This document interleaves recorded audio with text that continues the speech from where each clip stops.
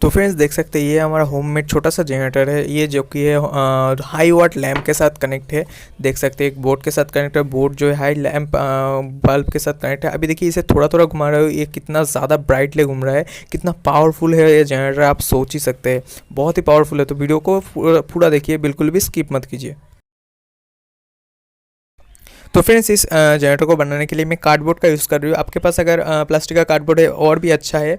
तो मैं वीडियो पे जैसे जैसे बना रही हूँ बिल्कुल उसी तरीके से आप बनाएं, वैसे ही स्टेप को फॉलो करें, बिल्कुल उसी तरीके से करें।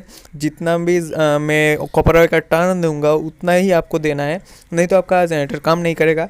ठीक है, तो ध्यान से देख के बनाना है। तो इसीलिए कह रही हूँ कि वीडियो को बिल्कुल भी स्किप मत कीजिए, पूरा तरीके से देखिए, एक बिल्कुल भी स्किप मत कीजिए, इसमें आपकी नुकसान है। तो वीडियो को पूरा देखना।